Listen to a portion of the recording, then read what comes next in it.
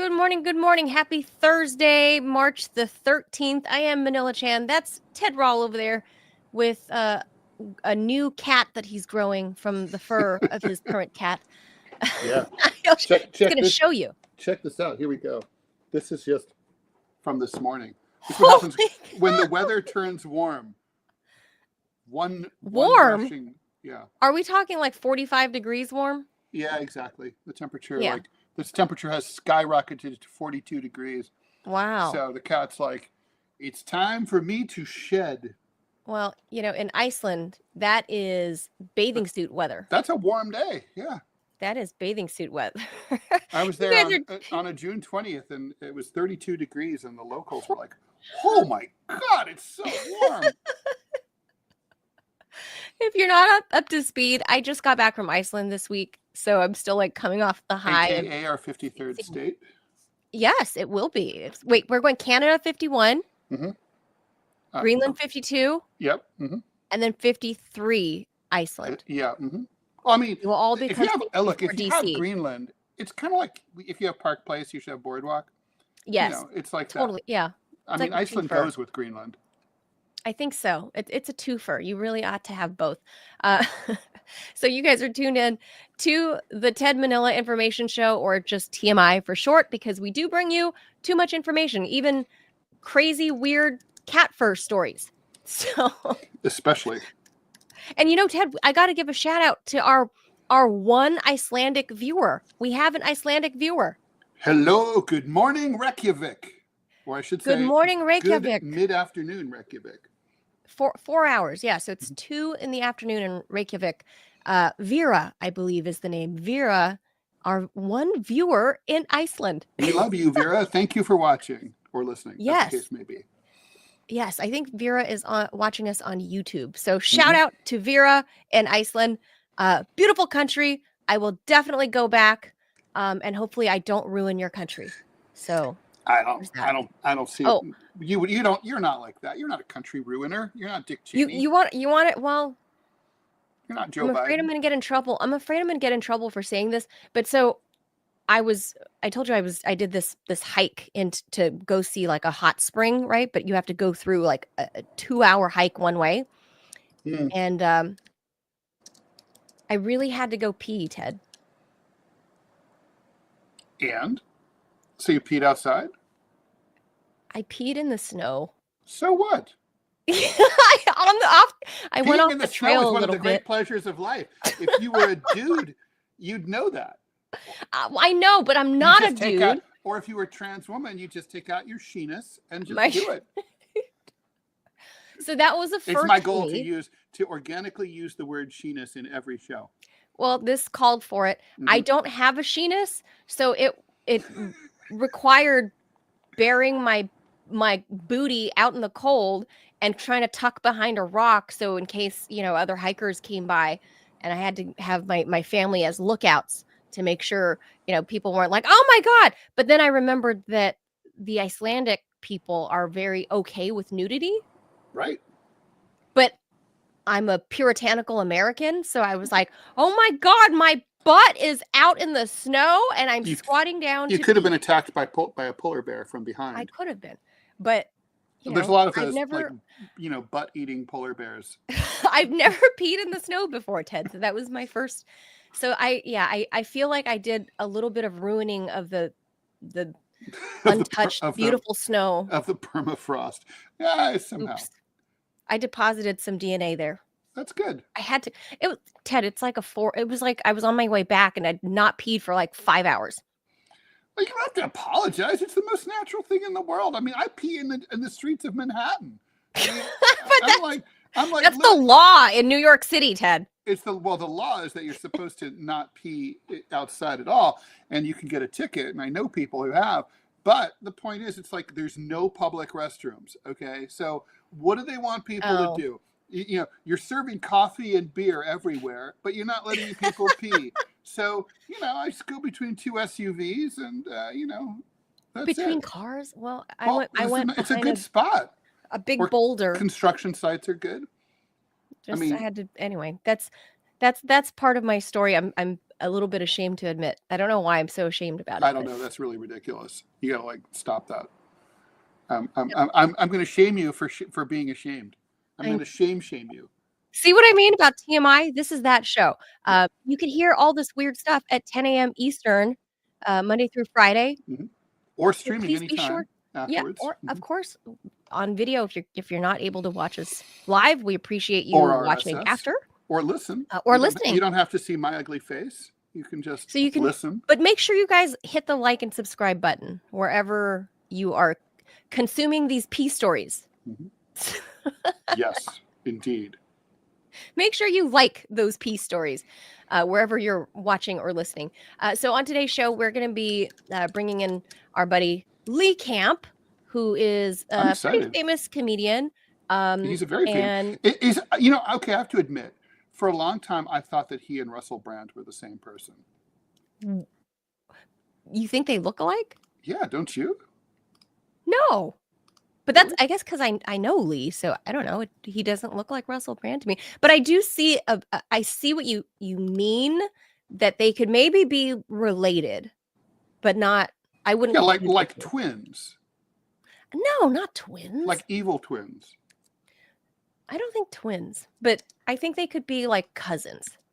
Physically, if you're just looking, physically. But Lee will be on. We're going to cover a myriad of topics, and especially him bringing back a version of his RT America show that ran for almost 10 years. And I described it as the Daily Show, but with teeth. Because by then, Jon Stewart had stepped down roughly 10 years ago, and we got stuck with Trevor Noah. Yeah. Oh, God, he was terrible. He was adorable. He's so cute.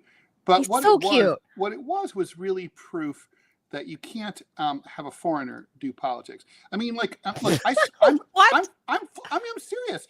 I'm fluent in French, right? And I know a little bit about French politics. I would suck on French television doing I just wouldn't. I wouldn't be able to connect I see what you're saying. To the cultural subtleties and the nuance. The nuance. I felt like he was doing his best, but it just wasn't good enough. I know. There were moments. I know people are going to say John Oliver. Okay, this is going to be controversial. I think John Oliver is not that great. Oh, well, he's all right. He has moments. He's all right. He wasn't Jon Stewart at his peak. Also, the Brits are kind of honorary because they're different. They're in a different class. But But they find Mr. Bean funny. Well, yeah. Well, that's strange. I mean, it's like So. But South Africa. I mean, come on. Yeah, they have lions and stuff. It's a different place. It's, I mean, maybe Trevor Noah is the number one comedian to lions. Yeah, and lions are like, we have deer. They have lions. I mean, hello. Yes. Well, that's what I use to describe Lee's old show, and he's brought back kind of a version of it. I think episode 3 is going to drop today, so Lee's going to join us. Really brand new. Brand new. So he's going to join us to talk a bit about that, and then of course give us his hot takes on everything and see what's on his show today. But again, I loved that old Jon Stewart style, and after he stepped down, he's back now, Ted, and I don't know that it's necessarily the same Jon Stewart. Actually, it's a little better. You think so? I don't know. They do the rotating hosts. I'm not sure if I'm big on that. True? I've only seen excerpts on YouTube. Yeah, I think John only comes on Mondays or something. He does the Rachel Maddow. Jon Stewart's a grizzled motherfucker now. He's old. Well, I mean, he's old. He's not really that old, but he's just grizzled. He just looks grizzled. Yeah, he looks like he looks like the Revenant. I don't really know how old he is, but anyway, I'm not sure he's the same. He's the same Jon Stewart, but Lee Camp is not grizzled. We've got a lot of news. We got to get through it. I mean, I got to dump breaking news before we go into our normal lives. Okay, there's tons of breaking news. I'm just going to go through these very quickly. Wait, let me hit the jaws. Okay, so a couple of days ago, the Education Department fired over 1,300 workers. Yep. Now a coalition of Democratic AGs from Democratic states, 21 of them are suing the Trump administration to say that he can't do that. A federal judge has ordered Doge and Elon Musk to produce all the records of everything they've done so far. Trump is withdrawing his nominee for the Centers for Disease Control. The guy didn't even know he was on his way to the confirmation hearing. Oh my God. When they yanked his nomination. So lots of crazy shit there. Trump is vowing to slap this hits home, a 200% tariff on wine and champagne from Europe. That is, I mean, of course, champagne. So my is brie only from France. My brie is no longer, Ted? No, that's cheese. Your brie is safe for now, but the wine that goes with your brie. Just the wine. Okay. I can do it. I'm okay then. I don't drink the wine anymore. I don't drink anymore. Okay, well, that's pretty crazy. New poll shows that Americans believe that Trump's actions about the economy are too erratic. And finally, last but not least, Pete Buttigieg has decided not to run for Senate from Michigan. I didn't even know he lived in Michigan. I thought he was from Indiana. I thought so too. Anyway, the point is, I guess he isn't. He and his partner and their kids are in Michigan. Yeah, that's right, husband. They're in Michigan. Anyway, he's decided not to run in 2028, and you know what that means. He's not running for Senate from Michigan in 2028. That means he's almost certainly running for president. But so is Gavin Newsom, and then I think Pete Buttigieg is a more formidable candidate than Gavin Newsom. He's going to be. He has a better shot at being the Democratic nominee for a variety of reasons. But anyway, that's the breaking news headlines in just the last half hour. So yeah, a lot of stuff happening. Yeah. So let's get to the longer headlines. Oh, and I should also say one more thing. In the case of Mahmoud Khalil, who is the Columbia University graduate who was arrested despite having a green card, basically for the crime of criticizing Israel, and is being held in an ICE detention facility in Louisiana. There was a hearing yesterday here in New York City. Federal judge has ordered the Trump administration to wait a few more days while he reviews the documents. He seems very skeptical about this deportation move, and also the judge seems skeptical about moving him to Louisiana, and seems likely to order him to be returned to New York City to be held in detention so he can have access to counsel. Also, it turns out that he had not had access to his lawyers at all during his detention. The judge ordered 2 one-hour privileged, non-spied upon meetings and phone calls with his counsel. So he's represented by the ACLU. So that's all going to happen probably today or tomorrow. And looks like he'll probably be heading back. But I love the fact that the judge is like, I haven't had a chance to read these documents. Give me a few days.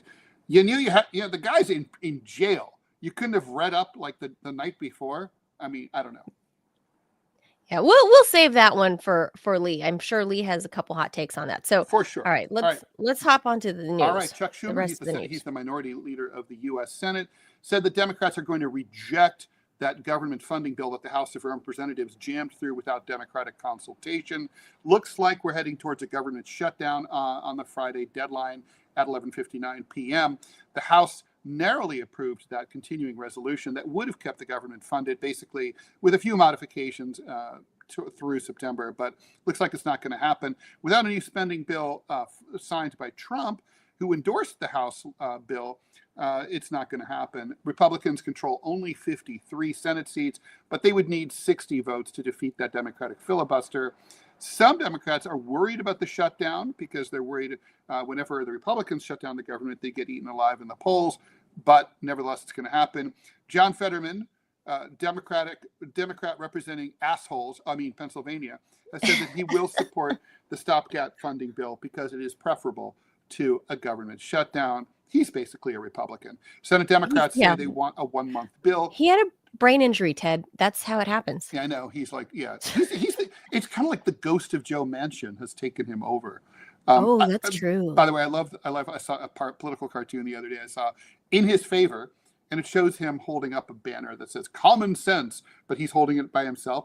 But he's dressed in the cartoon, in his shorts and sweat and cargo and shorts. I'm like, a guy who dresses like that is not he's not a harbinger of common sense. Just saying.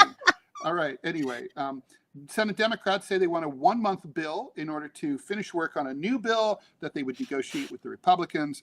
They also say that they disapprove of the House measure, which would increase military spending while cutting domestic programs.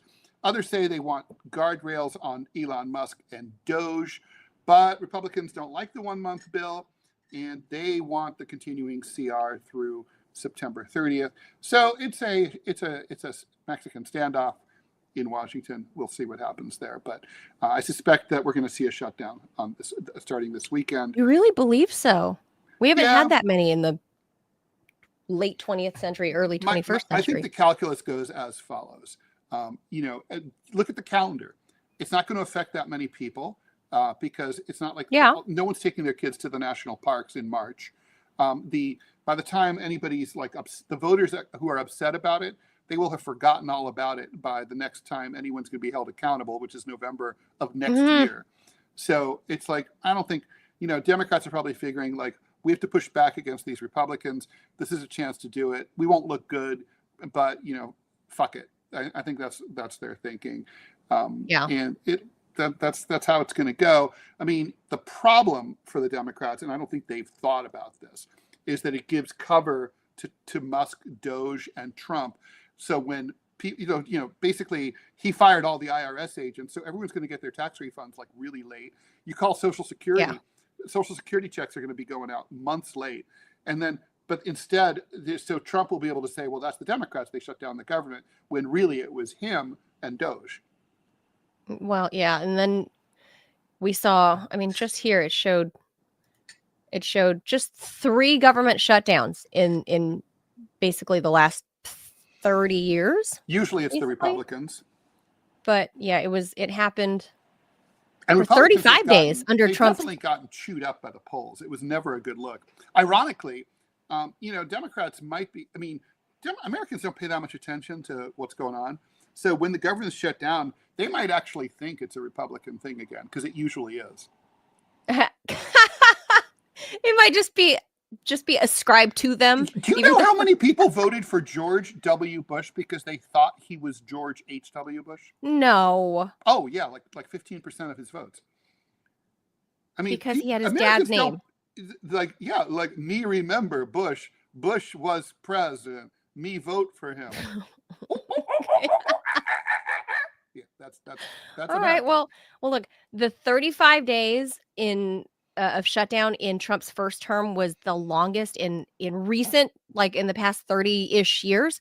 And that was actually really painful. And I remember here in Washington, D.C., because it did happen during tourist season, and you could not walk through like the National Mall without it just got filthy so quickly. There was trash overflowing everywhere. The freaking rats were everywhere. The rats in DC are already ostentatious and just don't give a fuck. The rats will run over your foot. Like forget you running over them. They just walk over your feet. Think about where I live. Well, I know. The rats in New York are really even worse. Little wee rats. They're like a little rambunctious. They're just everywhere across the National Mall, and there was garbage everywhere. DC became like instant garbage dump, like instant, because it was tourist season, and that lasted for 35 days under the first term of Trump. So how long this lasts, I don't know. And besides, Ted, the Democrats, even if this does happen, I don't think it's going to last longer than a couple days, because they just don't have the guts to really play this game of chicken. I'm not saying they should, but I'm saying they just don't have the guts. So, and what's the answer? What's the solution to this? Nobody's going to meet the other side halfway, or even, a little give here, a little take there. They don't do that anymore. So what's this going to do? Even if they got the continuing resolution, even if they got the CR, so what? 9 months from now, then what? We're going to do this again? No, exactly. That's how they are. It's kind of like no one owns a calendar in Washington. Nobody knows when it's going to happen. It's like this was foreseen. Okay. It's like, you should have known, like the secretaries used to have in their cubicles in the 1970s, those signs that would say, your failure to plan ahead does not constitute my emergency. Oh yeah. I've seen those. Yeah. Yeah. All right. There you go. All right, a bill that passed the Oklahoma House floor would require that convicted child sex offenders be chemically castrated before they are eligible for parole. HB 2422 was created after Knight's Law, which passed last year. That bill, Knight's Law, was created in honor of the 5 Henrietta, Oklahoma teenagers and adult woman who were murdered by a convicted sex offender who was let out of prison before serving his full sentence. Chemical castration would be an option for anyone who wants to be paroled, or they would be required to serve out their full sentence. HB 2422 would affect anyone who's over 21 who's convicted a crime involving physical touch against a minor under the age of 13 that requires registration as a sex offender, and who's gotten a mental health evaluation determining the likelihood whether or not they would reoffend if released. That bill now heads off to the U.S. Senate. No, to the Oklahoma Senate. Right, the Oklahoma Senate. My apologies. So that right there, Ted, is I have mixed feelings about it. First of all, that don't come near my penis. The first thing we should point out that they created Knight's Law.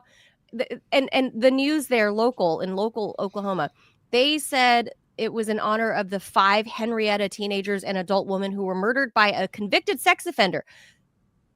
The sex offender part is the least of my concerns. The fact that he killed them, the killing part is I think a little more dangerous than the unwanted touching. I think it's a little worse, but call me crazy. True. Yeah. The chemical castration, I mean, we're watching a video right now of how that's done. I don't know what that's supposed to serve. I mean, sure, I kind of say can we subject them to emotional castration? Like we force them to marry someone who's really mean? Well, or psychic castration. They get a job with an abusive boss. Throw the book at them. Or political castration. They have to register as Democrats.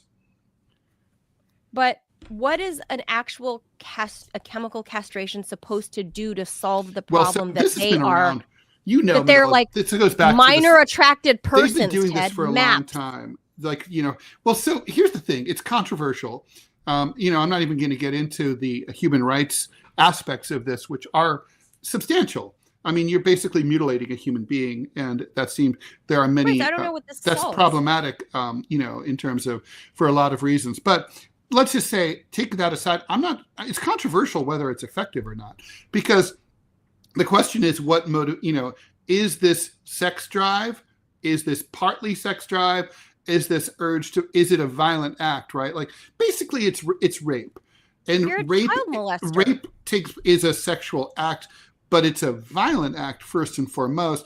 So I think the truth is it probably works sometimes. For some people, because it reduces their sex drive, and it's like saltpeter. They just stop thinking about it. So if you're not thinking about sex, you're not thinking about rape. Problem solved. But in other cases, it probably doesn't have much to do with that. Right, I would agree. So I mean, couldn't you just as effectively, punish them to getting weekly kicks in the balls? True. It could be like in Idiocracy, where they're on that show. Ow, my balls, where they just there. Ow, my balls. I feel like the good swift kick to the balls would probably keep them in their place. We get back to the psychological component here. But then you're hanging on to your balls and you're keeled over, going ow, and you're kind of winded for I don't know, couple minutes or hours. Then you kind of think twice about wanting to molest people, children.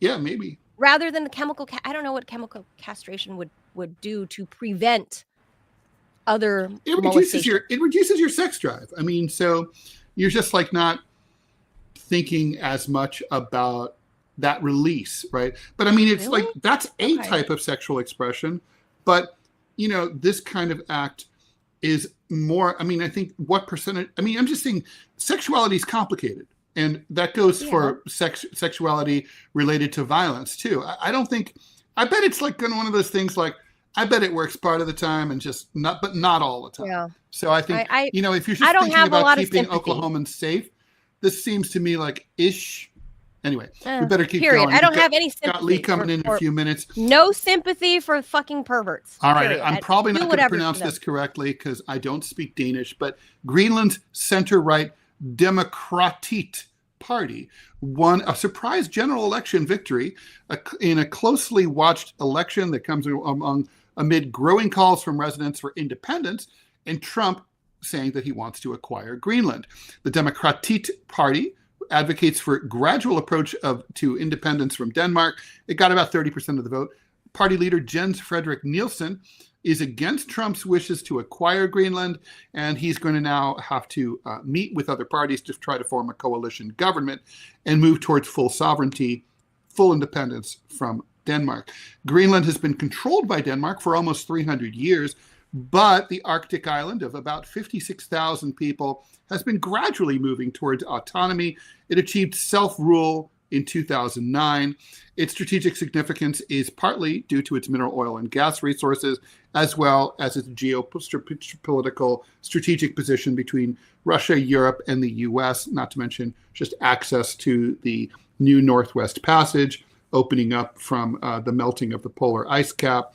And it's home to the northernmost U.S. military base. So, it looks like Trump is having an effect on Greenlander politics.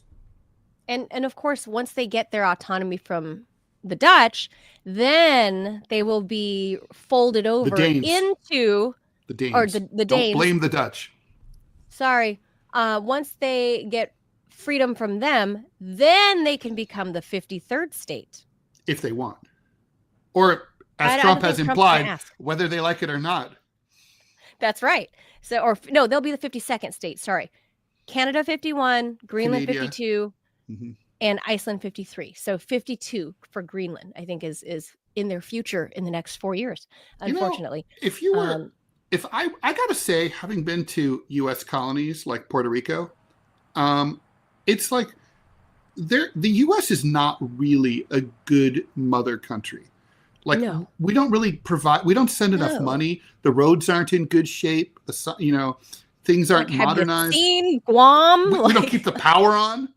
I mean, Yeah, it's pretty we're bad. kind of a bad mommy, Yeah, it's not good to be a member of much better to be a French colony. U.S. territories. Do you know in Martinique, where my cousin lives half the year, I've been. They literally, the French government sends in fresh pastries from Paris by special transport daily. Because if you're a French citizen of Martinique, you deserve proper croissants and Napoleons delivered to your home, no matter what, from the homeland, not the shitty ones that don't rise properly because of the humid tropical air. Well, we don't do that with our colonies in Puerto Rico. We're not shipping out cheeseburgers and pizza to everyone. Bistro We're not, burgers. that's not happening. I could see that. So, all right. Anyway, let's keep rolling here. Got two more stories before we bring in Lee. Harvey Weinstein's Me Too retrial next month will be an abridged version of the original with one big change. There's a charge based on an allegation from a woman who wasn't part of the first case. At a key pretrial hearing yesterday, the former movie mogul's lawyers warned that because Weinstein's 2020 rape and sexual assault conviction has been overturned, it's almost completely irrelevant to the new trial. How this will play out began to take shape at the hearing as Judge Farber ruled on a number of outstanding issues, including expert testimony and what language can be used in court to describe the accusers.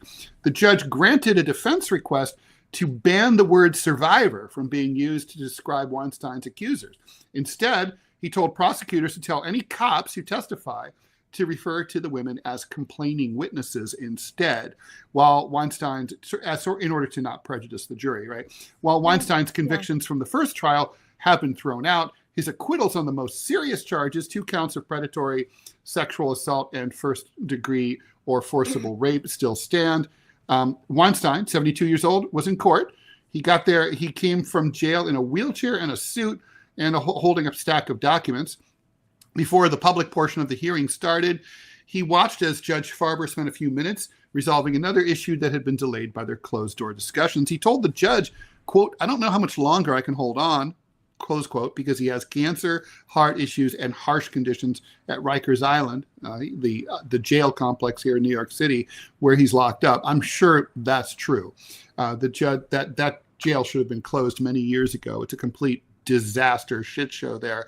Farber said that he may hold jury selection a few days sooner if a murder trial that he's currently overseeing wraps up on time. He's being retried on charges that he forcibly performed oral sex on a movie and TV production assistant back in 2006 and then raped an aspiring actor in 2013. The additional charge filed last September alleges that he forced oral sex on a different woman at a hotel in Manhattan in 2006.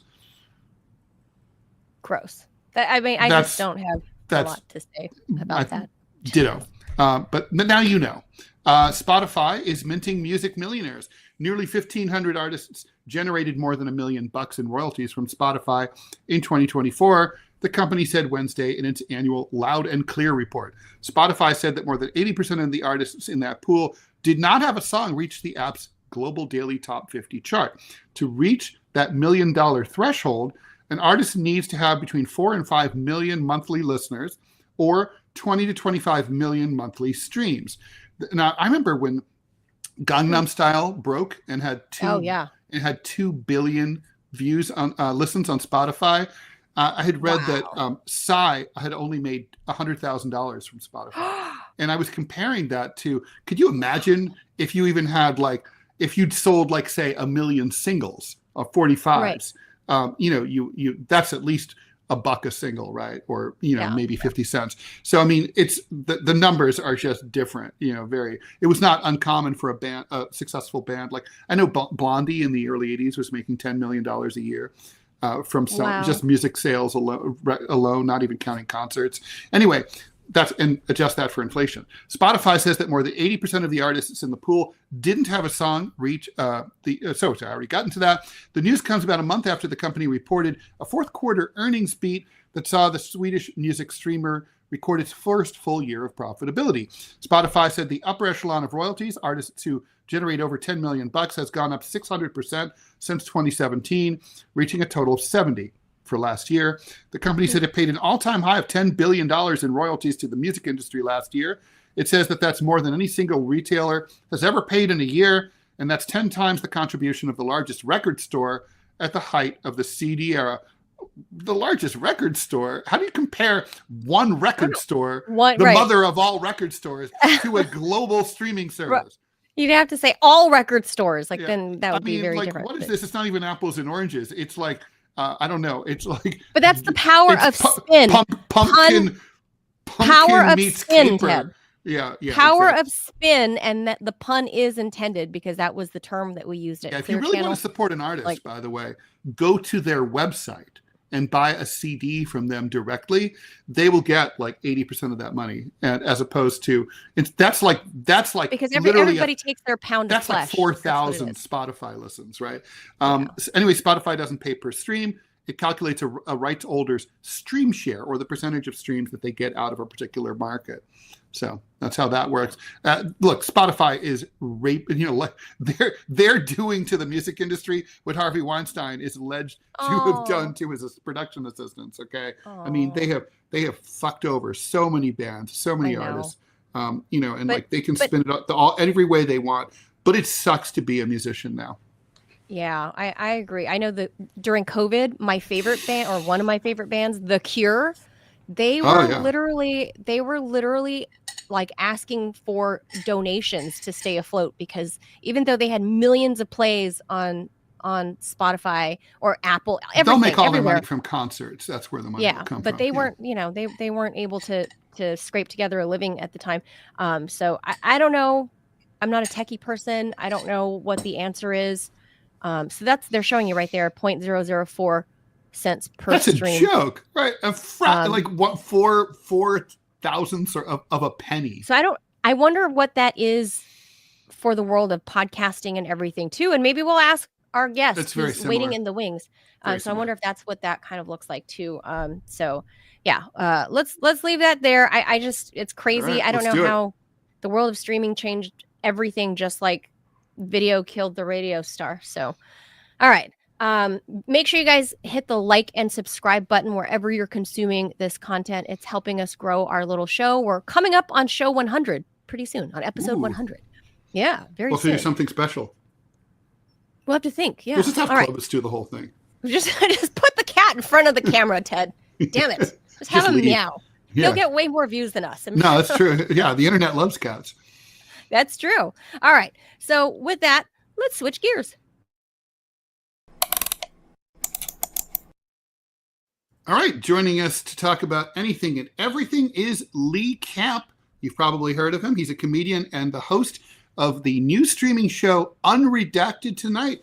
Lee, thanks for joining us here on the TMI Show. Good to see you.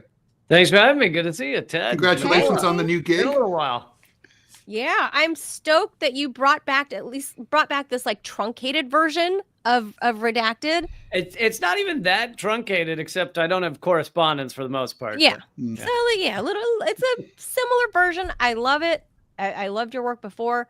And I'm proud to call you a friend. You know, I've known you for 10 years and I watched the show flourish.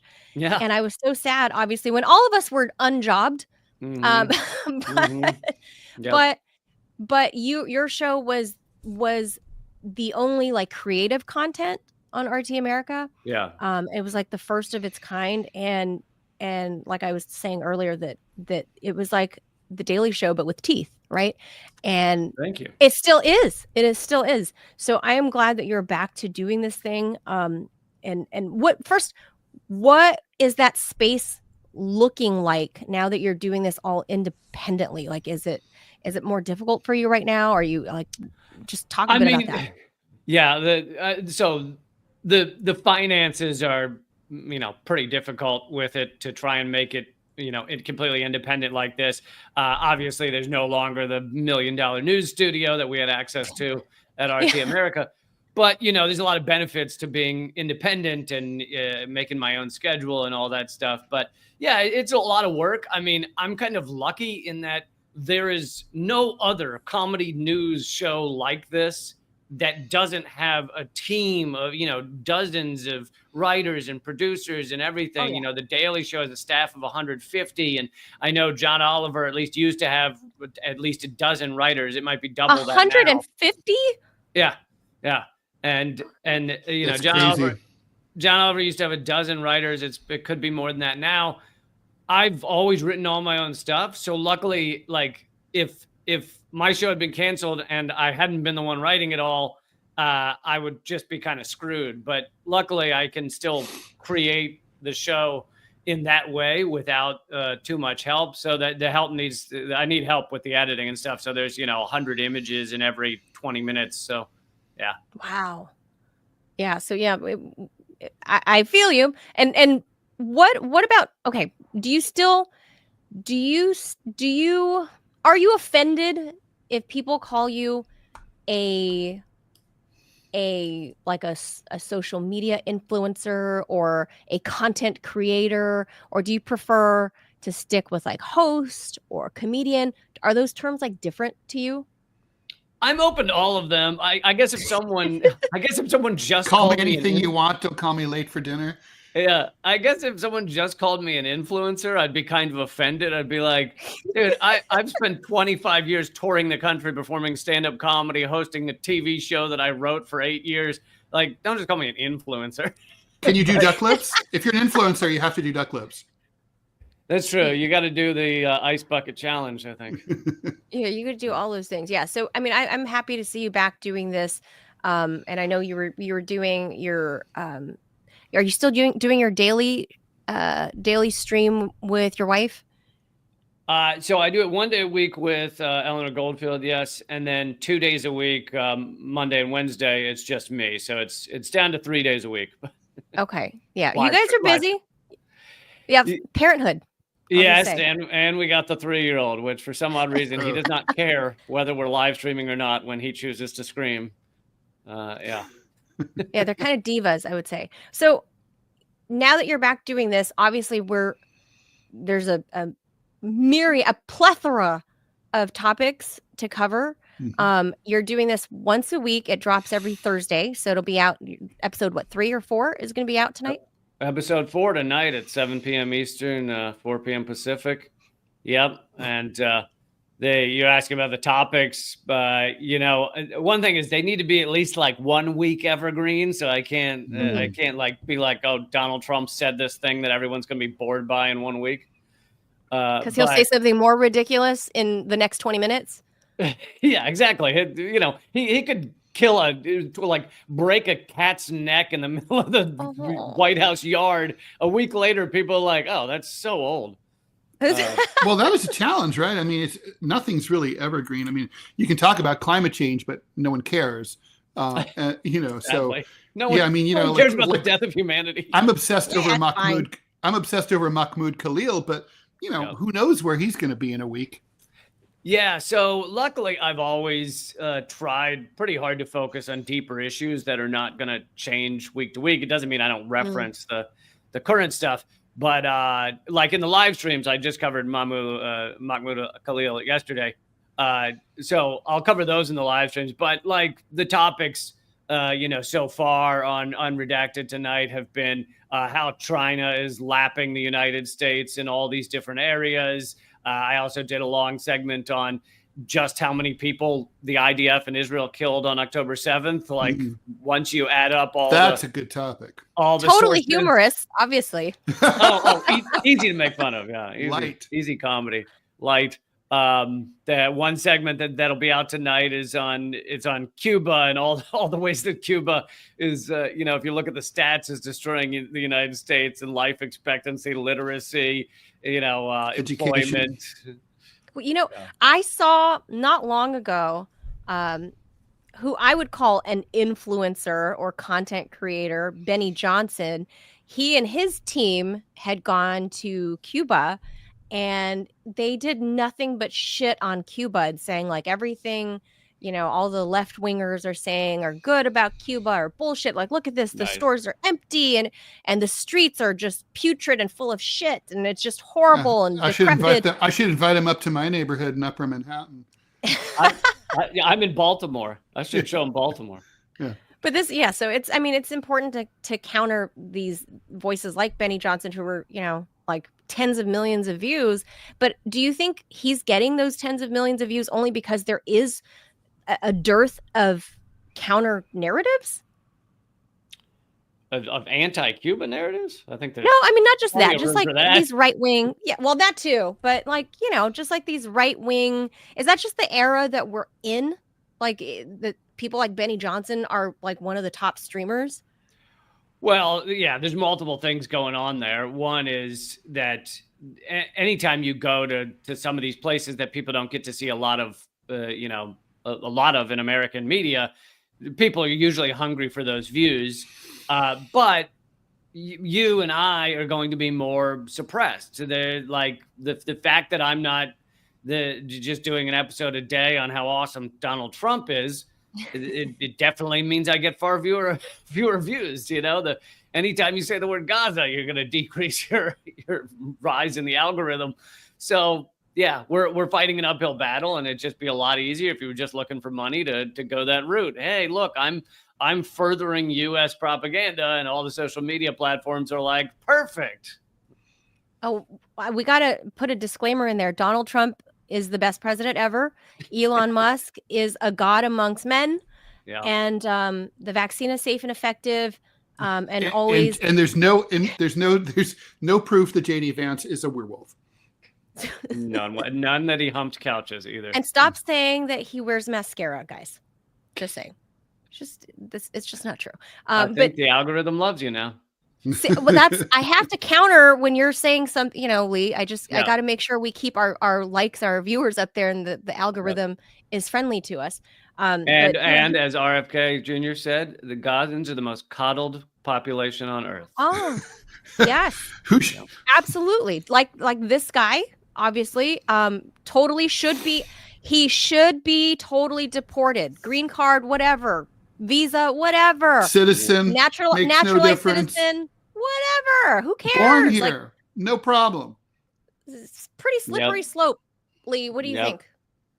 Yeah, and perhaps the most impressive part of this story is that the administration has admitted that he hasn't broken any laws. They just say that they're kicking him out for being a national security threat or for being against their agenda. Like, it's kind of amazing because in the past, the U.S. would do something like this and say, he broke laws, he's violent, he's connected to Hamas. They haven't said any of that. They're just saying, we don't like what he stands for. Yeah, they're using this McCarthy-era law from 1952, or I'm not sure if it's a law or a rule, but basically saying that, like, if the Secretary of State determines that someone is just adverse, not even a threat, adverse to the national security interests. Wait, as long as Marco Rubio says so? Yeah. So Marco Rubio just wakes up and has an itch in his ass. He can just decide, like, yeah, you go. And it's just like, I mean, adverse to national security. What are national security? I mean, I think our national security interest would be to cut Israel loose. But, I mean, it's subjective by definition. And what Trump is quite good at doing, and I think part of what he's doing here, is he floats these test balloons to see what he can get away with. Mm-hmm. And this will probably go through the courts. And, I don't know whether it'll get to the Supreme Court or not. But, Trump's hoping that this becomes legal, allowable. And then, the gates are open. He doesn't even have to worry in the future about people saying, oh, this is illegal. Yeah. I mean, look how violent and extremist he is. He's telling the man, talk to the hand. That is very violent. He's invading that man's space is what he's doing. It's pretty awful. I mean, he's putting a hand out. That's, pretty invasive and pretty scary for national security. And that terrorist scarf he's wearing is pretty threatening. That's right. Yeah. It is. It could be redeployed as a mask, as an N95. It could be.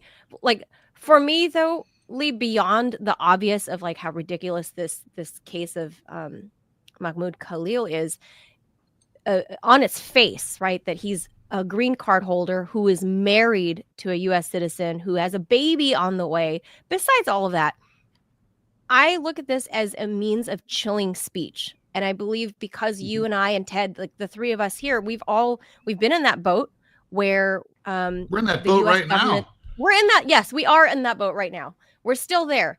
And it's just a means to chill speech that while the Trump administration has said, like, oh, Elon's our guy and it's free speech absolutist and whatever. Here the three of us are, right? The algorithms don't like us. The mainstream press will not be okay with us. And in fact, they in a way tacitly support this non-freedom of speech that Donald Trump purports to be against. So it's kind of every side is playing every side, but at the end of the day, the big loser is the First Amendment. Yeah, the free speech absolutist garbage. Absolutely not. They just want to suppress the people they want to suppress. They don't want their far right, neo-Nazi garbage to be suppressed. And Elon Musk has actually approved more censorship at Twitter from foreign countries than before he bought, than was approved before he bought it. So he's actually increased the amount of censorship when it comes to foreign countries saying they want people banned, they want people censored. In that way, he's increased that. He bans people often if he just doesn't like what they're doing, like the one that was tracking where his jets fly. Right. Well, I kind of don't blame him for that. I mean, you wouldn't be into that either. If you're like, you're rich as shit and like some little pipsqueak it doesn't say where your tracking house you. It doesn't say where your house is. It shows how much you're flying back and forth across the country. Well, that's true. It wasn't pictures of his baby. Of his 42 babies. But like even Scarlett Johansson's like, no selfies with the fans. I don't want anyone to know where I am at any given time. I don't know. Really? Is that a thing? That's a thing, yeah. Oh. And people think she's mean. Barbara Streisand effect. The Streisand effect, right? Well, she probably gets stalked in a way that Elon Musk does not. Oh, well, there could possibly be so. But I mean, it's like there are definitely people who would like to do harm to Elon Musk. I'm not one of them. I love Elon Musk. And you hate Luigi, right? Totally. Even though I wrote a letter to Luigi recently, but yeah, I hate him. Did you put the little hearts above the eyes? Yeah, actually, yeah, that's right. No, I asked him. I want to do a book about him. So I wanted to know if he was. I've done these biographies of people like Edward Snowden, and Nice. I wanted to do one about him. So Nice. Hold on, I'm typing that into ChatGPT, and it'll write the book here in a minute. That's true. Don't type my name into ChatGPT. It won't come up, Lee. Really? I'm blocked on ChatGPT. There's literally, if you say, who is cartoonist Ted Rall, it will say, I cannot answer that question. What did you do, Ted? I wrote a piece in the Wall Street Journal criticizing ChatGPT. See? Well, do not anger the algorithm gods, Ted. Yeah, no, it's true. But Grok knows who you are. Grok knows who I am. Grok definitely knows who I am. Yeah. And all the other ones know who I am. Oh, Grok, if you ask them who's the biggest perpetrator of misinformation, it used to say Elon Musk. Oh, really? No kidding. Yeah. That's kind of awesome. Well, what about this topic, Lee? I mean, how ridiculous is our new trade war with our two neighbors to the north and the south? I mean, I don't get it. And this very worrisome tariff against French wine and champagne, 200%. That's not good. Technically, Mexico and Canada are kind of ours, right? So it's not really a trade war. It's just, I mean, they belong to us. No, it's funny because even most Wall Street titans are like, yeah, this isn't good for American business. It's not really good for anybody. I'm kind of hopeful that it shows the world what the United States is. If there was any remaining doubt as to what the U.S. is, like, we are a nationalist, megalomaniacal hegemony, barely holding on to hegemony, and the world should see that. Yeah, I think unfortunately it's just in the inner rim that all the regular people are going to be hurt by all of the price hikes, the inflation that we're already having. We're all going to have to start having hair and sideburns like David Muir. That comes with the tariffs, I think. But ultimately that's what's going to happen is like this bad economy that we're in, that maybe it's less bad than under Biden in this quarter. But now that we're going to be hit with these tariffs, it's not like the companies are going to be kind and absorb the tariff shock for us, the consumer. It's going to be us paying for it. But Trump, says this is, I don't know, by design or something. And I've heard murmurings, that this is on purpose. His technique seems to be to put horrific things on countries, whether it's threats, whether it's we're going to own you, like he did with whether we're going to steal it back, like with the Panama Canal. And then he uses that as the negotiating position and then backs off to something where he really wanted to be anyway. So he'll probably use these tariffs on Canada and Mexico to get other things he wants. And if you look at the Panama Canal, they made that threat that they were going to steal it. Panama then says, okay, we won't charge you to go through it anymore. And BlackRock then buys the ports on each side of it. So Trump ended up getting what he wanted by kind of threatening that he was going to take back the Panama Canal. So it's just a nasty, belligerent, narcissist who he browbeats countries into submission. And a lot of the time it's successful, but it's not going to stop BRICS. It's not going to stop the fact that this is a waning empire, the fact that we're in late stage capitalism, the fact that China's on the rise. None of that's going to stop. By the way, speaking of, all that, BRICS and all that, there's some breaking news that that Russia has said they looked at the terms of the proposed ceasefire with Ukraine that the U.S. negotiated with Ukraine. They don't like it. They're saying no. Russia's saying no. Yeah. We'll see how Trump acts now. Yeah, that's no surprise to me because, I mean, as much as I'm against any war by anybody, at the end of the day, when the Russians have clearly been winning, despite whatever the media narratives are, a 30-day ceasefire only benefits Ukraine. Like, why? It gives them a chance to rearm, recoup, and lie again like they did with Minsk 1 and Minsk 2. So why would the Russians trust the U.S. and say, okay, yeah, we'll go into a 30-day ceasefire?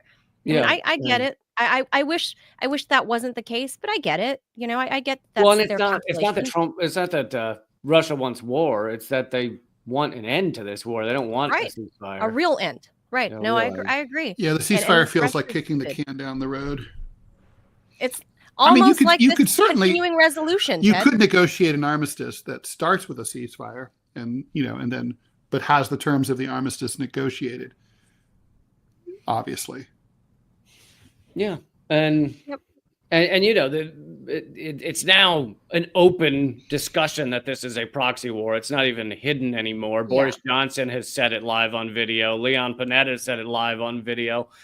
Numerous others. So it's not even a hidden position, which means, okay, if they're now admitting, or a lot of them, that this is a proxy war, that means it's between the U.S. and Russia. Well, does that mean Russia should just, they're up against that makes them, by definition, up against the most powerful, bloodthirsty country on the planet?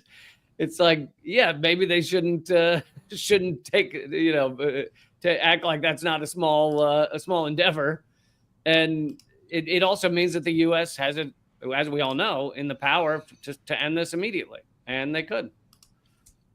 Yeah, I unfortunately don't see this coming to a close anytime soon, because I don't know if Donald Trump just doesn't get it. He's getting bad intel, or he thinks he's somehow this master negotiator and that this all plays into it, and that he knows Russia's going to say no. I don't know. I'm not going to give him all that credit, because I personally just think he just doesn't get it. I think he just doesn't get the deeply rooted historical issues behind all of this. He thought, oh, I'm going to come in, I'm going to end the war in one day, my first day. And then it became my first 100 days. And now it's like, we'll get to it. Behind closed doors, I think what he really wants is for Russia to say to him, whether they do it publicly or not, doesn't matter, to say to him, we're going to align with you economically and otherwise, and we're going to cut off China largely. Mm-hmm. And I don't think Putin's not dumb enough to agree to that. So if that's what Trump really wants. And so Trump's not getting what he wants, and that's where things stand. Yeah, I think that's right. Yeah, I mean, it is possible to thread that needle, of course, but it would require someone a little more subtle, shall we say, than Donald Trump. Wait, Trump's not subtle? Huh? As the joke goes, Trump pronounces the B in subtle. Yes. Never heard that one. So we know Marco Rubio is a China hawk, right? So I feel like your analysis of that is pretty accurate. All the neocons have shifted to all eyes on China. BRICS is growing. You brought up BRICS a little earlier. Obviously, Russia is the R in BRICS for those who don't know. And the C is China. And the global South is growing. I don't think whatever happens, with Ukraine, I think is not gonna halt what's happening with the growth of the global South. And then what the West keeps trying to counter with is like, oh, but population collapse. Look, the Chinese, they're not making babies. They're not getting Neither are married. Neither are we. Right. But neither is the West. So Elon Musk is doing it for all of us. He's doing his part. 13 at last count, right? Does anybody know, are these in vitro babies, or is he shagging all the women? No one knows. I think the shagging. Yeah, Really? there was some rumor that the most recent one was genetically engineered using CRISPR. Oh, but I think that turned out to be bullshit. I don't know. But the latest one, the influencer, I can't remember her name, who Ashley St. Clair. Yes, she said they did. That's not a porn name at all. She said they had a relationship, and then the baby's born, and basically he won't talk to her anymore. He just wanted to get the baby, I think. And yeah, that's the weird thing about Elon, right? Is I don't think he's even interested in the shag. I think he's interested in the reproduction. Yeah, just wants to pump out the genes, which is funny because I don't understand why genes matter if you hate the kids. Right. So I don't some of them he's not speaking to anymore. Many he's not speaking to anymore. Yeah, isn't one trans and hates her? Yeah, one's trans and they don't speak. Yeah, and hates dad, whatever, and it just, I don't know. But it's a race. I personally think there might be a race between him and Nick Cannon. Just saying. Yeah. All biological, natural, conception. Nick Cannon, from what I understand, and they're in a race to populate the Earth with Cannons and Musks. So we should just put Nick Cannon and Elon Musk on an island, let them shag each other. Just leave it at that. Just bad thoughts. I think that should be your main topic for next week's show. That's an evergreen topic. And you should Lee, I think you need to build in a built-in segment at least once a month for Elon Musk's newest baby. Ooh, muskbabywatch.com. Yeah, I don't know that I can pronounce XV7's Babylon 5G.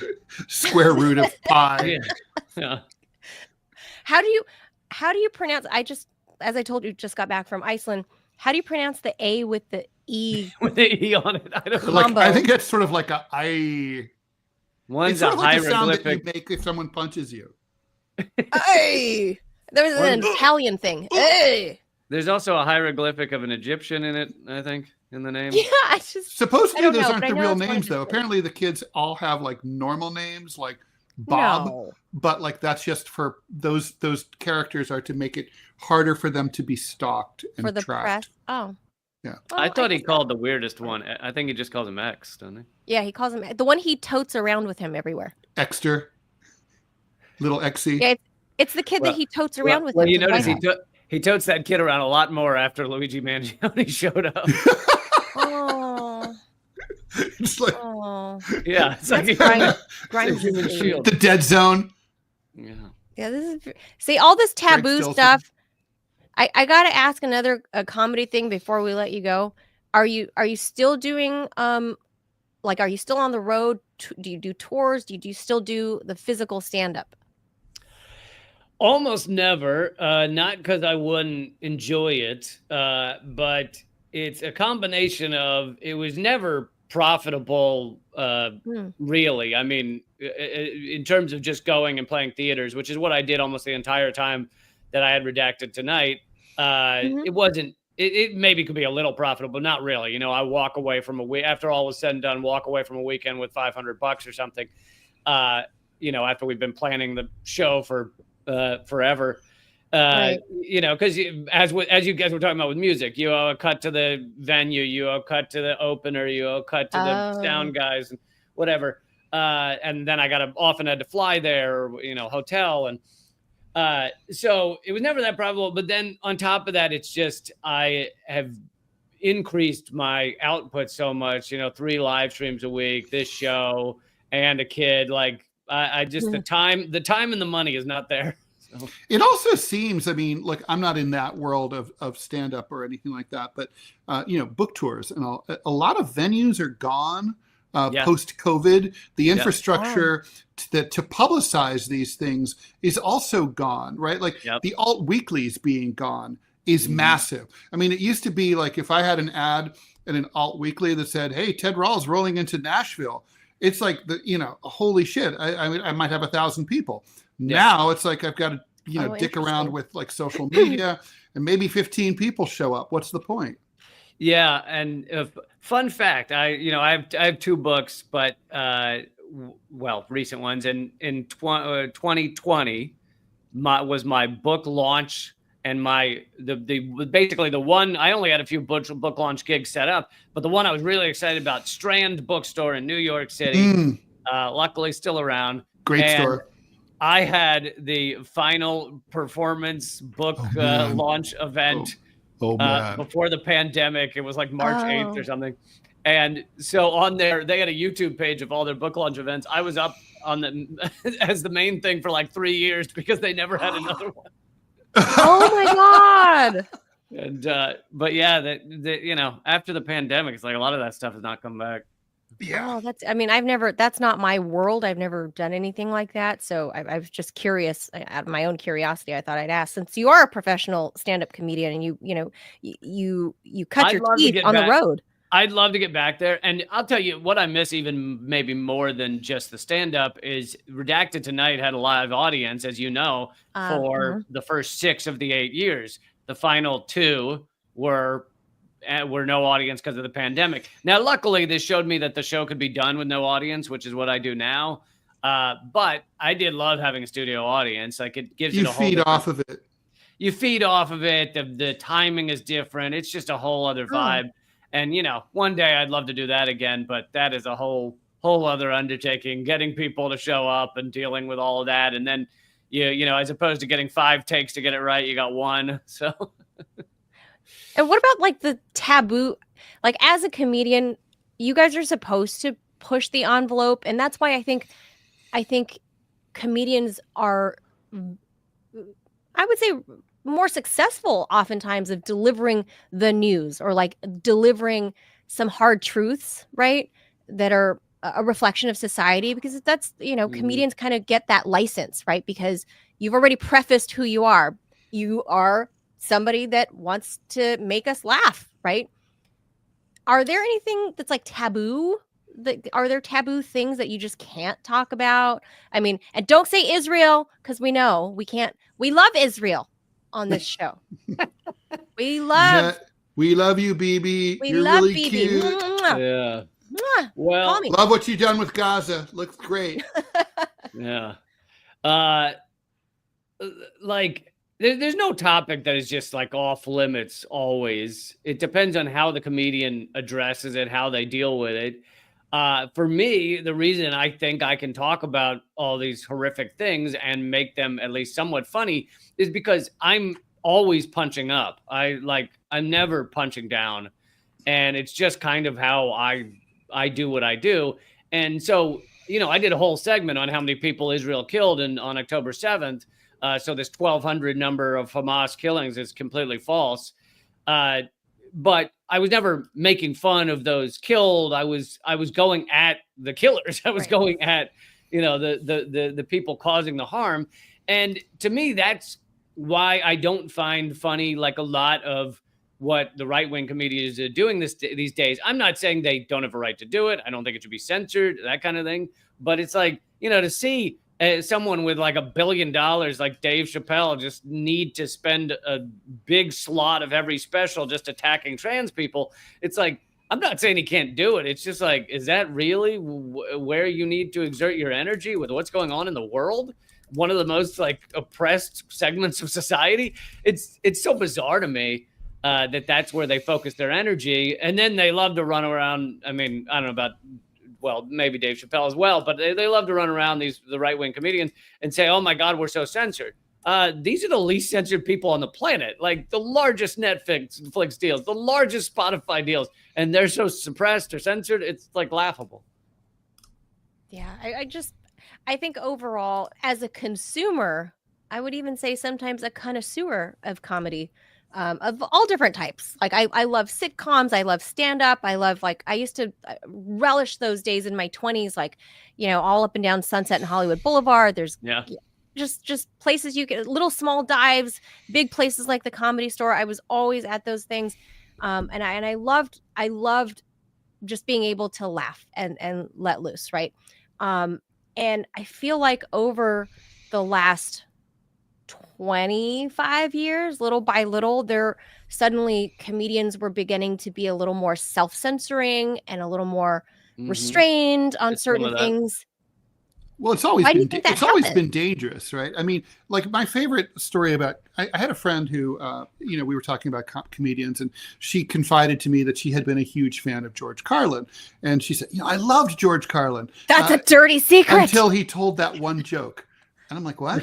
So, Lee, you're gonna like this story. So I'm like, well, how much do you like George Carlin? No, I love George Carlin. I went to see his concert. I bought all of his albums.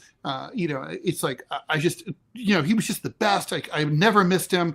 You know, I probably, and so I'm like, okay, so first of all, what's the joke? Yeah. And so the joke was, have you ever noticed that women who are against abortion are women you wouldn't want to fuck anyway?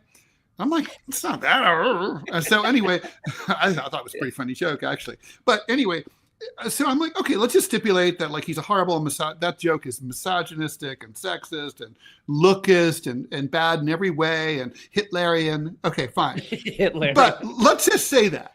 Okay, like, so this is the thing about comedy, and I feel like cartooning and a lot of other fields are like that too. It's like, it's a high wire act, right? So George Carlin, I mean, what profession is there where you can have the guy hits it 1,000 times and you're like, yay, George Carlin. And then that one time, you don't like what he says, he hits you the wrong way, it doesn't land right. And you're like, fuck that guy. He's dead to me. I want him to die. I'm like, well, if you are like in, trying to crack jokes, especially about politically sensitive issues, if you're trying to make commentary, you keep talking, at some point you're going to piss off everybody. And so I have this whole theory that when you start out as a like rising comic or a cartoonist or whatever, people give you a lot of leeway because you're up and coming. But you do this long enough, everyone hates you, and you live you end your life drunk in a gutter somewhere, broke, because you have no audience left. Well, if you lose them all, you're probably doing something wrong. But but no, I always find it funny. Over the years, I have gotten so many emails. I mean, it's not like floods of them, but it's just funny how there'll be the one topic that this particular person cannot hear a joke about, even if I'm, like I said. Oh, and you know what they always say? Lee, I've never written to you before because I always loved your work. But this one thing you said, and you know what I do? I write back to those people. Except Lee, I've always been a big fan, but you mentioned epilepsy in the, like, it'll be and my cousin. It'll often, and my cousin suffers from that or whatever. And it's like, could you imagine if you tried to avoid everything on planet Earth that someone might have been afflicted by? Like, you can't, you're batting .999, but it's not good enough. It's like eczema's not funny, guys. Well, I have a response in cortisone cream, and I'll be like, "What kind of?" You might want to think about what kind of person are you? That did you ever write to me to say like about all the cartoons you read that you liked? No, I only hear from you when you're pissed off. What kind of like a churlish asshole are you? I think that's like, and then people sometimes write back and they'll be like, "That's a good point." yeah. And they're still like, "Fuck you." I always found that ridiculous. It's like, okay, if you found one line offensive, maybe just ignore that and enjoy the rest of the show. Right. But in terms of, so that's, the people sometimes conflate being offended with being censored or attacked. And those are two different things. People have a right to be offended. Like at the, some of these right-wing comedians, they're like, so, someone walked out of because it's like, well, maybe you were saying something offensive. Like they have a right to be offended at certain things. But it, like you said, it has been dangerous in some ways throughout, American history since comedy performing was a thing. Ask Lenny Bruce, People have been arrested going way back. Of course, George Carlin's 7 dirty words went to the Supreme Court. He was arrested many times for arrested on stage once, I think in Chicago. He was arrested with Lenny Bruce once when Lenny Bruce was a kid who attended his show and decided to basically get arrested with him when the cops were arresting George Carlin. Lenny Bruce was, of course, Lenny Bruce was really driven to his death by the government because they were arresting him so much and taking away the liquor licenses of places where he performed. So he lost his income and he was already into drugs. And so that pushed him further into drugs. And, he died of an OD. But it's never been fully safe to make fun or go after the U.S. empire in a way that is beyond just the kind of little chuckle hut that is the late night shows. And if you go deeper than that, then, you'll often end up attacked or censored in some way. Yeah, totally agree. I don't know when that ends, Lee. I mean, not that I believed that the Trump administration was going to be the one to, free our speech. And certainly the Biden administration did not free our speech. I mean, it was way worse, with the collusion with the tech companies.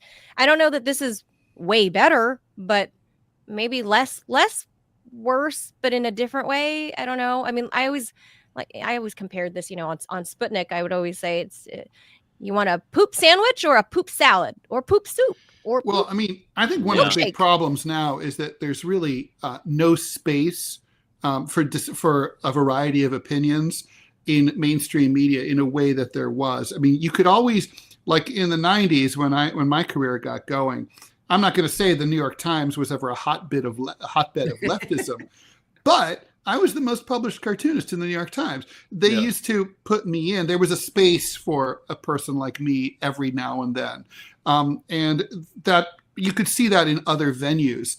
That's just not, I mean, you know, I used to be a regular on MSNBC, CNN, Fox. It's like now it's like the bandwidth is so narrow. Like, you know, like on MSNBC, you have to be a certain kind of Democrat. You know, you can't be anything else. You can't certainly be like a Bernie Democrat. There's no way. It's just sort of those spaces are gone. I was reading today, Bernie. You could, Ted. Like in Washington. You can't be 2016 Bernie. Right. That's right. Yeah. Today's, oh my God, Bernie now. Today, Bernie, what's works. happened to you? Oh totally fine. That's a whole different topic. Today's fine. Yeah. But anyway, we'll just leave it there because we're going overtime with Lee. Go ahead, plug your show, Lee, your brand new one and all the other ones too.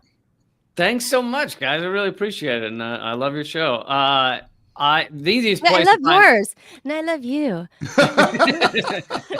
High five. The easiest place to find all my stuff is just linktree.com/LeeCamp, LeeCamp. But Unredacted Tonight is on YouTube and on Rumble. And I also have podcasts. I have I live stream 3 days a week. All that's at linktree.com/LeeCamp. And Unredacted Tonight comes out once a week. Completely free to watch. We have special guests. They're only, because it's a 25-minute show, they're only on for a couple of minutes, but it's, we've had Chris Hedges and Peter Joseph coming up. So I hope people will check it out. And awesome. Last thing, I'm gonna put this up there, is that, well, not put it up there, put it out there, is that you might take offense, Lee. Ted said that he used to confuse you.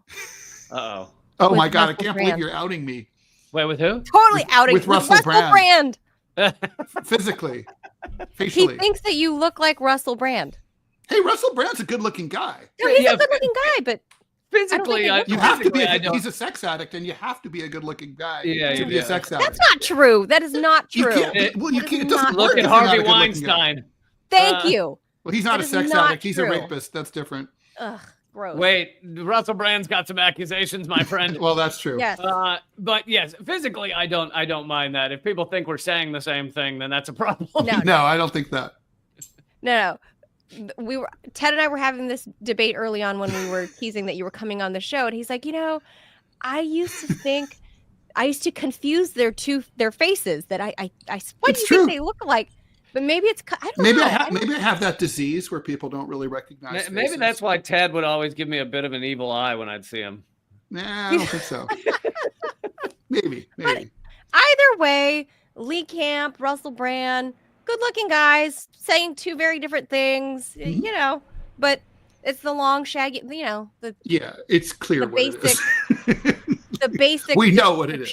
If you were a silhouette only. There was a time when me and Russell Brand were saying somewhat similar things. He was down at Occupy. I put out the call for Occupy along with many others and was there the first night. But obviously he was far more famous. And there was this time where we were running in the same circles and stuff. And then it's become the complete opposite. Now his best friend is Jordan Peterson, I think. So. Oh, interesting. It's very strange. Yeah. It's a strange world we're living in, Lee. It's very strange. Yeah. I appreciate you being here and giving us some hot takes on all the crazy news cycle. I every time I feel like our news is insane, it just gets crazier every year to the point that I don't even know where to begin. And if and when, maybe if I ever get back to doing, TV news, I wouldn't even know how you hit everything in 30 minutes. I'm waiting for the Onion to just declare surrender, throw in the towel. Just reality is too weird. Reality is so much weirder. I have to say, I right there. don't like these periods. For me, I don't know how you feel about it, Lee. You know, it's like, I call it like kinder cartooning, because it's like fascism bad is not exactly like an insightful political commentary. Right. And like, I liked it much better when like Obama was president or Biden, because, you know, you can come from the left at the Democrats, and, you know, there's more room to say things other people aren't saying and get people to think. This is just like, you know, it's like time to make the donuts sometimes. Yeah, it's true. And I hate which is happening more and more. Sometimes I'll have segments that, at least for the beginning of them, is the same thing MSNBC is saying. Like, you know, Trump deporting certain people is an assault on free speech. But what I do beyond MSNBC and what you guys do is then dig a little deeper, you know, like the fact that Biden opened the door for all these assaults on student activists by having over 3,000 arrested while he was in office. So. Yeah. That's democracy, Lee. Stop it. Linktree.com/Lee Camp. Yes? Yeah. Thank you so much, guys. Really appreciate it. Thank you. Thank you, Lee. I'm so glad that you brought unredacted back. It's still redacted, but unredacted. So I have something to watch with some humor. Thank you, Lee. Thank you. Good luck, and we will have you back. Thank you. Keep fighting, guys. You too. Thanks, Lee. Bye, Lee. Thanks. Well, that was great. I knew it would be. Lee's always great. Very insightful, and genuinely a nice guy. And truly, he was my colleague for about 10 years. You know, we sat very close to one another. And the fact that he's a comedian and not like drug addicted and not an alcoholic, and, you know, the fact that he was a guy that did do a lot of road shows, I think is awesome. That he is this really just stand-up guy. He's a stand-up guy. So I hope his unredacted show does as well as his redacted show that was on RT America. But anyway, guys, thank you guys for tuning in. We'll be back tomorrow for a fun Friday show. What number? We're on show 96. Okay, so next week we're going to hit show 100. Yeah, episode 100. So thank you guys. Please be sure to hit the like, follow, the subscribe button, all of that, so it tells the algorithms that we exist, and then other people can find us too, so you can help us grow our little program. Thank you so much for tuning in. I'm Manila Chan. That over there, Ted Rall and Clovis, of course. I know you guys are tuned in for Clovis, especially. Obviously. And his fur balls. We're on fur ball watch because he's molting. He is molting. It's true. It's coming all off. He's gonna. It's be actually a little. It's actually kind of frightening. Because the amount of fur. Yeah, it's a lot. But then, is that why I think he looks chubby? Is because I thought that's just what his. How big he was. That's not it. Yeah, that's that. It's he's fur? he's not a chubby cat. Well, he has put on a little weight. I haven't met him in He person. had lost some weight, and I changed his food, and then he put his weight back on. So I think chubby cats are adorable. I'm just saying. yeah, no, for sure. Obviously, you can't argue with that because it's more cat. More cat is better. Cute. More cat is always superior. More Clovis to love. That's what people are tuned in for. That's what the people want, Ted. More. All right. Yeah. All right. Me too. Yeah. All right. Thanks for tuning in, guys. We'll see you back here tomorrow. Hasta mañana, folks. Bye. Bye.